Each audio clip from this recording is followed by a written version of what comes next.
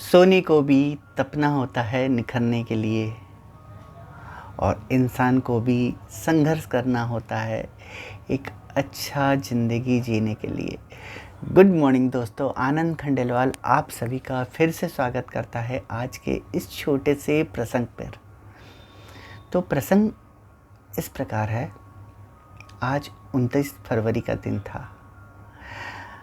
आज वो दिन होता था जो उस राज्य के राजा को उस काले घने टापू पर भेज दिया जाता था जहाँ पे कोई इंसान नहीं होता था और एक नए राजा को उस राज्य का राज्यभार दे दिया जाता था। पुराने राजा को टापू पे सजा के तौर पे छोड़ दिया जाता था। नए राजा को यानी एक आम आदमी को पकड़ के उस राज्य का राजा बना दिया जाता था। आम आदमी को राजा बनाने का मतलब ये था कि वहाँ के जो मंत्रिमंडल था वो नहीं बदलता था। आम आदमी को इसलिए बना दिया जाता था ताकि वो राज्य के लोगों की समस्या को आम जनता की तरह समझे। मगर क्या होता था ना, आम आदमी को राज्य कैसे संभालना ये तो आता नहीं था। उसे क्या मालूम कि राज्य कैसे संभाला जाता है। तो वो राज्यभार संभालते ही व्यसनों में पड़ जाता था। वहाँ पे अच्छे खान पान कपड़े लत्ते इसी चीज़ पे घिर के वो अपना 4 साल व्यतीत कर देता था और 4 साल ख़त्म होने के बाद नतीजा वही, क्योंकि उस राज्य का तो नियम था कि हर 4 साल में एक राजा को बदला जाएगा और पुराने राजा को उस टापू पे छोड़ दिया जाएगा, फिर से नया राजा चुना जाएगा। तो आज एक थोड़ा सा समझदार आम आदमी उस राज्य का राजा बन के आया था। उसे पहले ही पता चल गया कि उसकी समय की अवधि केवल 4 वर्ष है। तो उसने अपना समय को बेवजह बेमतलब चीज़ों पे व्यर्थ न करते हुए राज्य के एक एक लोगों का हालचाल पूछा, उनकी समस्याओं पे काम किया और साथ ही साथ उस टापू पर भी काम किया। उस टापू पे भी कुछ जंगल को कटवा के वहाँ पे खेतीबाड़ी करवाई, एक छोटा मोटा साम्राज्य बनाया, अच्छे कुशल सैनिक वहाँ पे ले जाके रख दिए। मगर ये बात मंत्रिमंडल को नहीं पता थी। अब वो समय आ गया, इस राजा को भी बदला जाना था। सब राजा जाते वक्त रोते थे, मगर ये हंसी खुशी उस राज्य पे पहुँच गया था और अपना उस टापू पे अपना नया साम्राज्य को संभाल लिया था।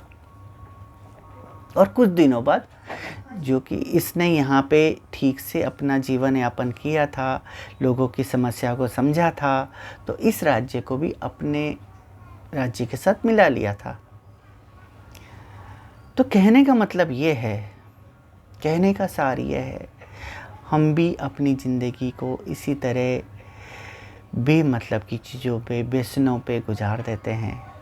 व्यसन तो ना कहा जाए, ठीक है, मगर हम अपनी बगैर प्लानिंग के अपन ज़िंदगी जीते हैं, ऐसे ही गुजार लेते हैं। हमारी भी ज़िंदगी की एक प्लानिंग होनी चाहिए।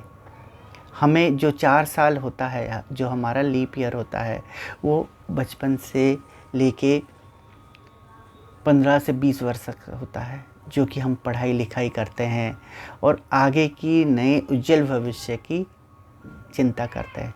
मगर हम उस पर ध्यान ना देते हुए हम अपनी ज़िंदगी आगे की ख़राब कर लेते हैं।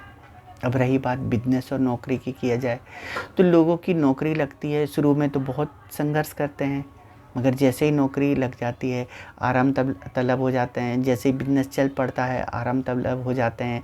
हम कुछ इनोवेटिव नहीं करते, कुछ नया करने की कोशिश नहीं करते।